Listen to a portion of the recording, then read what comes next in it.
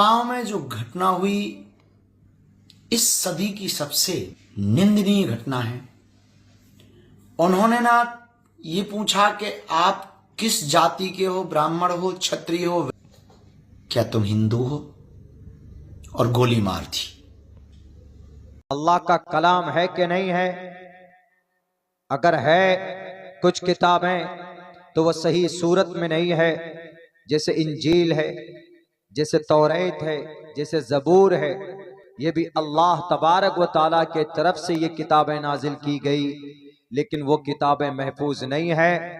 इनके अलावा सनातन धर्मियों की किताब है, ऋग्वेद है, यजुर्वेद है, सामवेद है, अथर्ववेद है, रामायण है, महाभारत है, गीता है, पुराण है, उपनिषद है, भविष्य पुराण है, कल के पुराण है, मत्स्य पुराण है, भागवत पुराण है, गुरुर पुराण है, आवास्ता है, दसातीर है, मता है, मरकस है, लोका है, यूहन्ना है, बरनयास है, आवास्ता है, तलमूद है।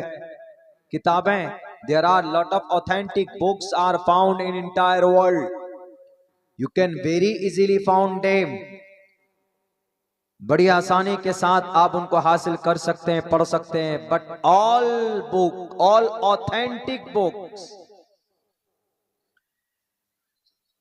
not useful than Quran Karim. Quran से ज्यादा फायदेमंद किताब आज तक दुनिया के अंदर अल्लाह ने पैदा नहीं किया।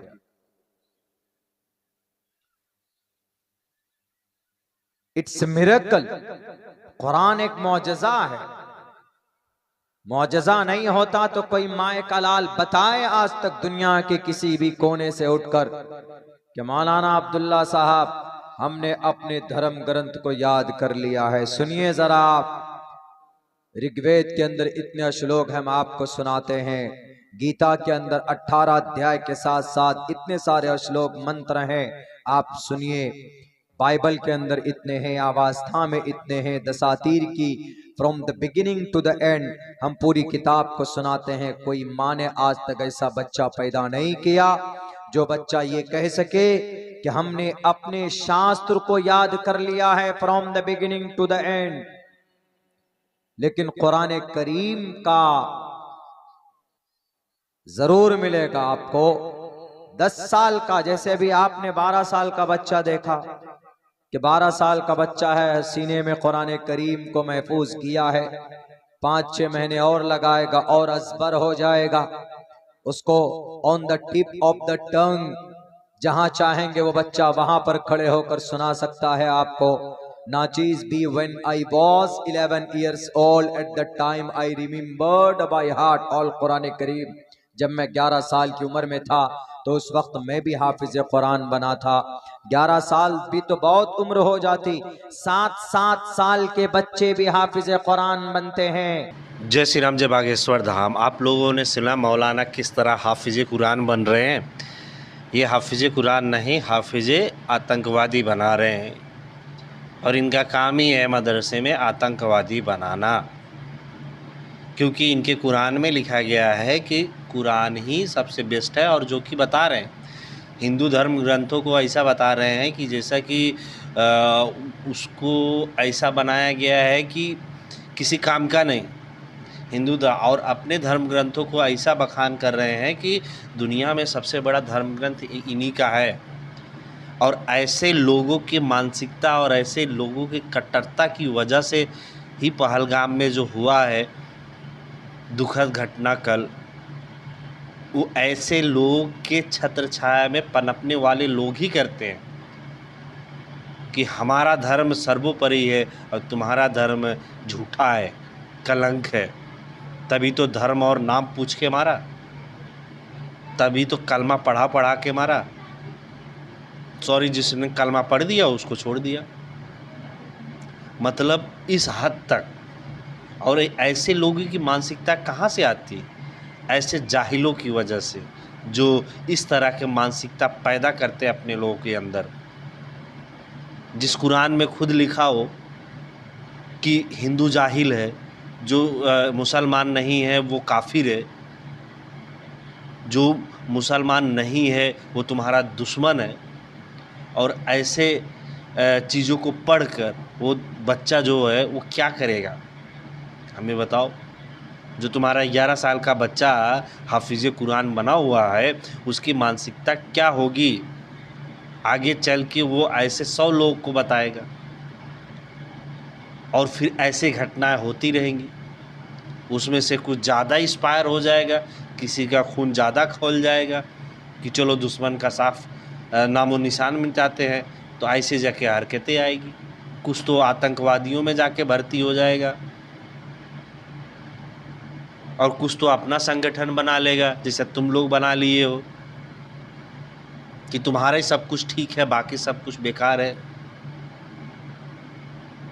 मतलब एक मानसिकता की हद होती है यार, एक सोचने समझने की भी हद होती है कि किस तरह से किस मानसिकता के लोग हैं ये।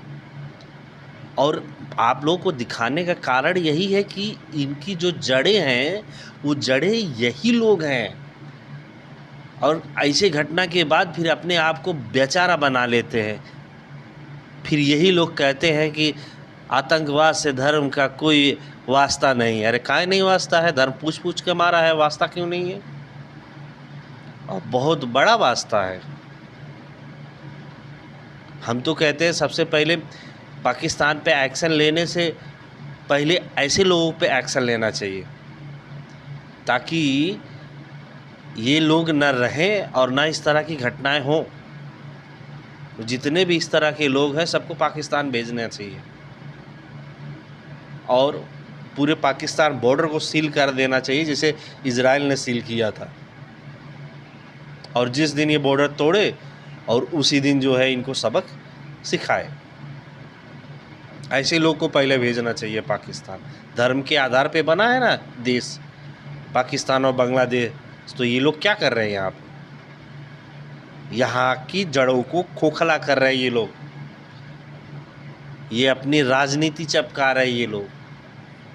और जिस तरह से ये लोग अपनी जड़ों, ये अपनी नहीं, ये तो खुद की जड़ें मजबूत कर रहे हैं।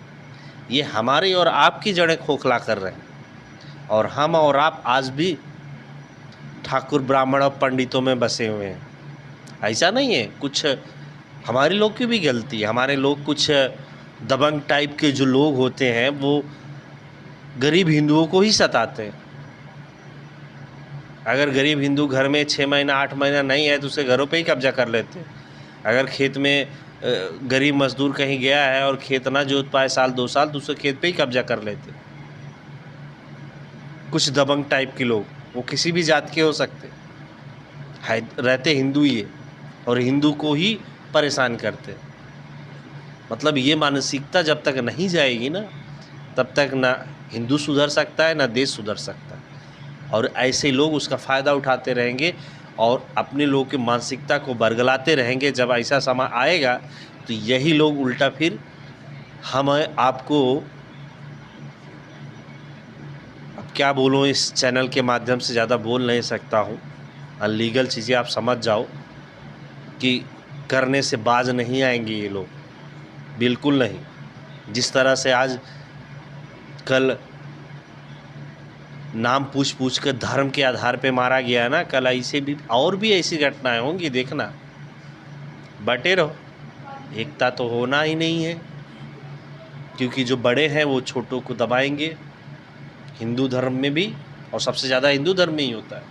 हिंदू धर्म का कोई बड़ा आदमी है, कोई रसूखदार आदमी है तो वो छोटे आदमी को दबाएगा ही। ये नहीं कि उसको भी उबारें और अपने धर्म को मजबूत करें। बचे खोचे जो हिंदुस्तान में हो वो भी किसी दूसरे देश में जाके भाग के शरण न लेना पड़े आने वाले 10, 20, 50 सालों में, तो बहुत बड़ी बात नहीं होगी। जो बच्चे खोचे हो वो भी चले जाओगे, ऐसे बटे रहोगे। अंग्रेज़ों का क्या काम था? अंग्रेज़ क्यों 200 साल तक राज किए? कारण क्या था? फूट डालो और राज करो। उन्होंने फूट डाला और राज किया 200 सालों तक। अब फिर कोई आएगा, जातियों में बांटेगा, आपस में लड़ाएगा और राज करेगा। राजा हम और आप कभी नहीं बन सकते। हम आप सिर्फ लड़ेंगे आपस में जातियों के नाम पे, और हमारे ऊपर कोई और ही बैठेगा जातियों में लड़वाने के लिए। कब तक सुधरेंगे लोग, कब तक नहीं, भगवान जाने। अब कितनी और मौत देखने के बाद लोग सुधरेंगे, कितने और कहते हैं ना कंधे पे उठा के लोग सुधरेंगे, पता नहीं। हम तो शुरू से आज 1 साल से अपने चैनल के माध्यम से बताता आया हूँ, एक हो जाओ। और बागेश्वर धाम सरकार का जो नहीं मानो उनको भाई, बागेश्वर धाम सरकार को मैं ये नहीं बोलता हूँ उनके चमत्कार को मानो, पर उनके कदम जो उठाए गए हैं उन पे उनको तो उनके उस राह पे तो चलो, जो हिंदू एकता की बात करते हैं उस पे तो चलो, जो जात पात को ख़त्म करने की बात करते हैं उस पे तो चलो। नहीं मानो उनके चमत्कार को, कम से कम हिंदू एकता का तो सद्भावना रखो। ये भी नहीं हो पा रहा है।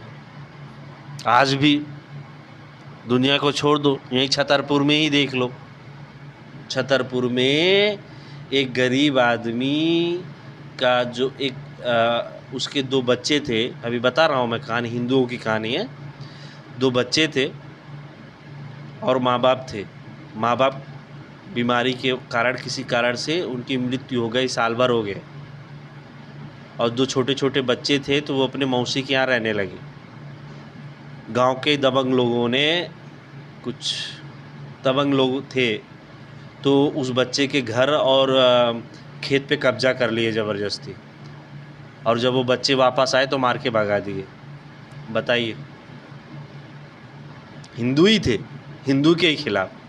धन्य हो, कब सुधरोगे पता नहीं।